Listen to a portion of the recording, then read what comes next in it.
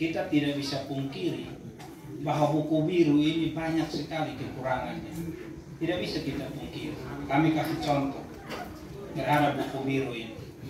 Buku biru ini di situ dijelaskan bahwa semua mau RT, mau Karang Taruna, semua harus dibuktikan dengan SK.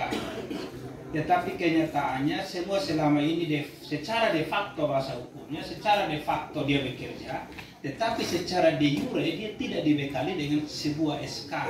Benar. Ketika ada Perbuk ini menyatakan harus SK, maka semua orang merekayasa SK. Semua orang merekayasa SK. Ya, contohnya yang terjadi di Lakat, ya, panitia sudah bekerja baik. Tapi SK itu hasil klarifikasi di Desa Nusa, SK itu pengakuan kepala desa itu ditandatangani Januari 2022. Ya, dia berlaku mundur. Padahal itu SK hanya coba lihat, kalau kita lihat secara jernih, secara hukum ada dua dalam diktum mengingat itu ada 2 poin. Poin yang pertama mungkin nanti Bapak Mali Gomang bisa bantu kami lihat poin 5 atau poin 4 itu dia menggunakan aturan yang tahun 2018. Yang pertama 2014, tapi di permen atau apa saya tidak ingat persis, tetapi itu aturan 2018. Itu secara hukum itu SK cacat hukum. Kenapa? Karena undang-undang belum keluar, ini SK disuruh keluar duluan. Ini artinya kita omong secara hukum ya. Ya, ketika konsiderasi mengingatnya menggunakan Undang-Undang 2014, Undang-Undang 6 2014, tetapi dia dikeluarkan tahun 2010, ini sesuatu yang secara hukum cacat. Tidak bisa. Kenapa? Karena yang digunakanlah Undang-Undang 6 2014, Undang-Undang sekali lagi, Undang-Undang belum keluar, tapi SK-nya sudah keluar. Sehingga itu yang jadi soal. Tetapi sebenarnya kalau kita juga mau konsistensi terhadap buku biru, di ruang itu ada ruang klarifikasi. Ruang klarifikasinya adalah begini. Ketika kita melakukan seleksi terhadap dokumen administrasi, kita meragukan terhadap sebuah dokumen. Contohnya, oh ini tidak pakai ijazah, tetapi dia menggunakan Bapak Teva punya ya. Tadi seperti itu, menggunakan surat keterangan ya. Saya kasih contoh. Dia menggunakan surat keterangan pengganti ijazah. Apakah nanti panitia langsung menyatakan dia gugur? Tidak.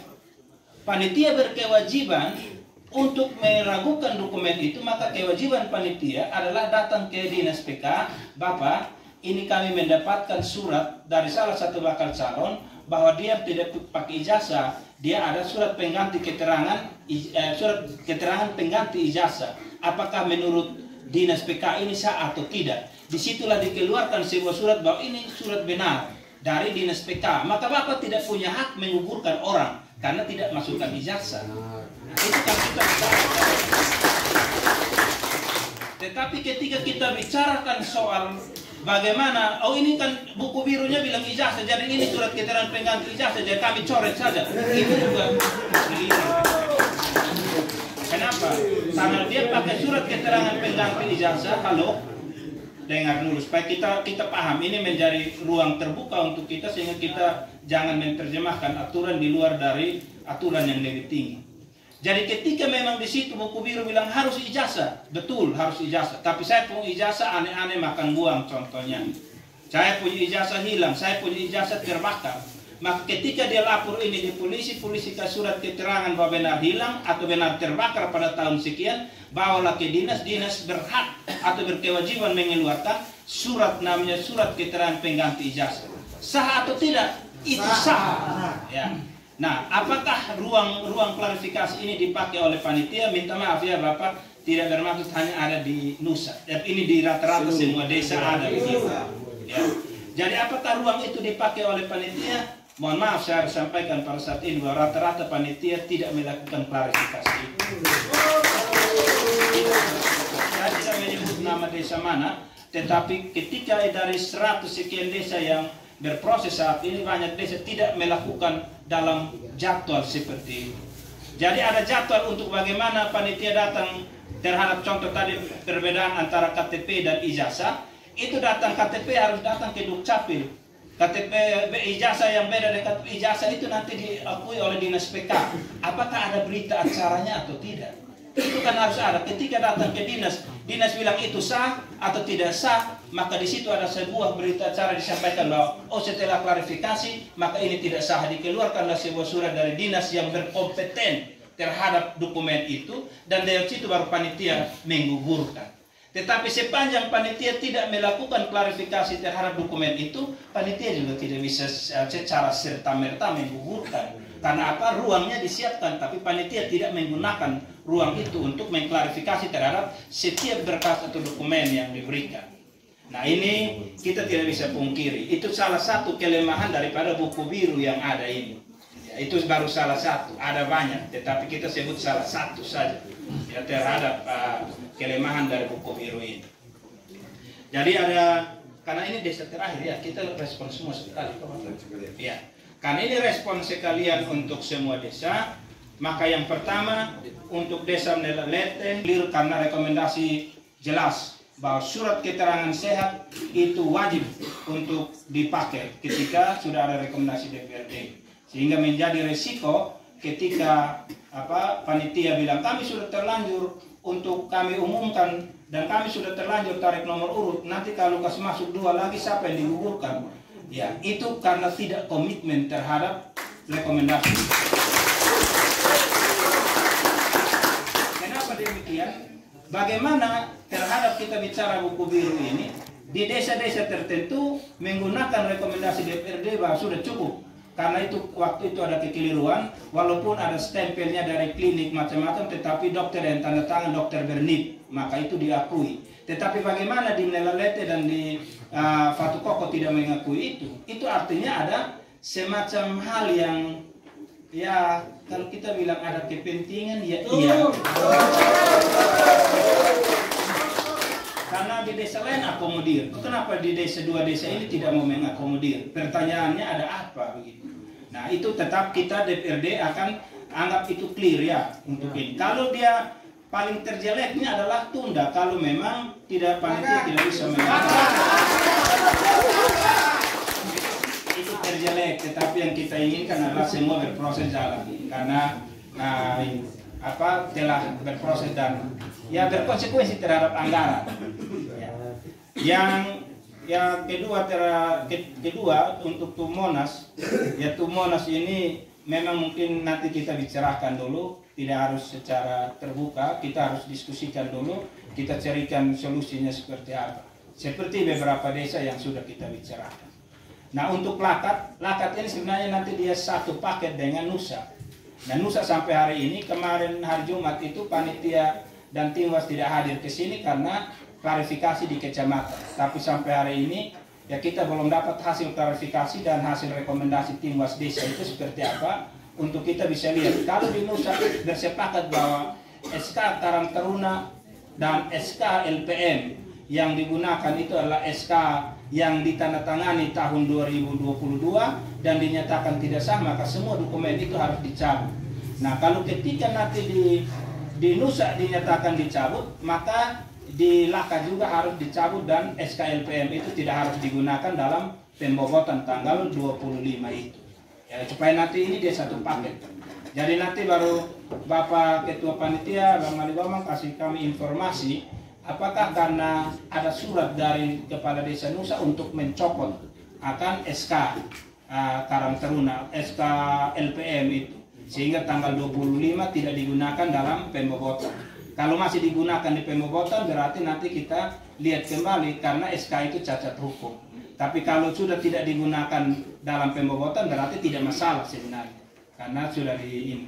Ya, terima kasih Bapak. Dari SK LPM itu waktu pembobotan karena sudah ada penarikan dari Kepala Desa Nusa, maka kami itu pengajuannya lewat Panwas sehingga Panwas kasih kami rekomendasi untuk tarik kembali. Jadi waktu pembobotan kami tidak pakai SK LPM. Hanya sampai tanggal 25 itu SK Karang Tarunanya tidak ditarik karena kami tidak dapat rekomendasi dari Timwas. Maka kami tetap pembobotan itu kami pakai. Nah ini yang sekarang dipersoalkan. Baik, terima kasih Bapak Ketua. Jadi itu nanti kita lihat karena yang mengeluarkan dokumen ini dari Kepala Desa Nusa.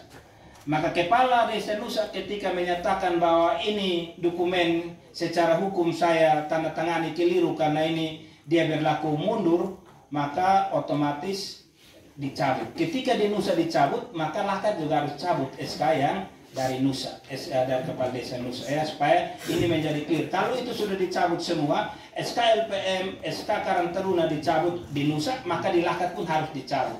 Ketika dicabut, maka harus ada pembobotan ulang terhadap desa Lakat. Ya, itu untuk Lakat. Saya respon satu-satu ya. Dikaitkan lagi dengan pernyataan Bapak Panitia dari Nusa bahwa kalau tanggal 8 tidak ada rekomendasi dari DPRD, tetap mereka akan tetap berjalan sesuai dengan SK 37. Pertanyaan kami Bapak, apabila rekomendasi misalkan dikeluarkan sekarang, tetapi dari PMD keluarkan pas tanggal 8 dan waktunya molor ini, dan kalau panitia tetap berpatok pada tanggal tersebut dan waktu yang dimainkan di sini, maka secara tidak langsung ini sudah menggugurkan kita. Apakah kita tetap patuh pada itu atau tidak? Kalau misalkan ini yang terjadi, masa yang cari ketua panitia, siapa yang bertanggung jawab di sini, Bapak? Itu pertanyaan kami yang pertama. Yang kedua, apabila ini tidak diselesaikan dengan baik, maka ini akan bentrok di bawah. Kira-kira siapa juga yang akan bertanggung jawab soal bentrok antara pendukung maupun panitia di bawah selain ketua panitia? Terima kasih, mungkin itu dilanjutkan oleh teman-teman. Apabila kami diakomodir kembali itu dengan jangka waktu 2 hari, besok dan lusa 7 dan 8 ini, maka panitia itu dibubarkan, segera dibubarkan panitia untuk panitia kabupaten ambil alih, sehingga besok itu langsung kami diberi undangan semua calon yang ada di Desa Melete untuk penetapan itu di kabupaten. Jangan tunggu sampai hari Rabu, itu terlambat itu, sehingga undangan keluar itu ini malam. Besok kami semua diundang kembali ke sini, tim panitia kabupaten ambil alih untuk pembobotan di sini. Apabila besok kami tidak diundang di waktu berjalan terus, maka rekomendasi DPRD besok itu untuk penundaan pemilihan Desa Melete. Rekomendasinya jangan kami berikan balik, tapi rekomendasi DPRD itu segera ditunda pemilihan kepala Desa Melete. Sekian dan terima kasih, saya kembalikan. Baik, terima kasih tadi. Tapi ditolak, bahkan teman-teman panitia membuat pernyataan sikap dengan berita acara itu. Maka disitulah kebingungan kami. Kalau seumpama rekomendasi dari DPRD untuk yang ketiga kali ini, dan juga surat pemberitahuan dari PMD dan di tingkat bawah tidak ditindaklanjuti, maka itu bagaimana? Kami ingin tahu soal itu. Mungkin ini saja pimpinan. Sekian. Di hari Jumat kami saya bilang, saya bupati 77 lolos sudah kepilih sudah. Kalau dia kayak di Nusa di mana-mana, kalau 66 sudah kepilih sudah, diskresi khusus kita lakukan. Dan sebenarnya itu bisa karena pemerintah daerah bijak terhadap desa poli. Desa poli yang sekarang aktif LA itu tidak ada pemilihan, dong pilih sendiri. Toh Bupati Mela Lampi karena diskresi khusus atas pertimbangan luar biasa. Dan kemarin hari Kamis saya sudah jawab itu, bahwa andaikan kami yang depan ini yang memegang kunci itu tentu diskresi khusus lolos semua yang mengadu yang khusus agak masuk akal. Kayak Melete sudah 7 masuk sudah, Kopo masuk 2 orang lagi, Nusa masuk 1 orang, Lakat 1, Monas masuk 1, sudah selesai. Kalau masuk akal di sini Utara, di sekitar 7 ke 8 desa itu yang diskresi khusus dan itu tidak ada masalah. Hanya saja karena ini yang belum dijalankan oleh pemerintah daerah. Kalau melihat ini ada permainan, ada apa? Ada apa? Kami tahu kok siapa yang pergi bisik panitia bilang jangan jalan. Kita juga tahu. Sehingga kami tetap masih berpikir yang positif. Tapi pada akhirnya, tadi saya bisik-bisik dan pagi saya ini kalau sampai pemerintah juga ya kita rekomendasi bahwa beberapa desa ini kita tidak akan setuju anggaran sisanya. Jadi kami tidak setuju yang batalkan sudah. Itu pada akhirnya sikap akhir itu sudah. Dan ini pasti kami pimpinan saya minta 3 orang tanda tangan, teruskan ke Komisi 1 juga tanda tangan semua, supaya kalau besok anggarannya kami juga tidak ikut bertanggung jawab. Dan ini sudah kami pikirkan, sudah itu, karena ini sudah sangat luar biasa. Ini kami harus setuju terhadap itu. Coba Pak Utara silakan singkat saja.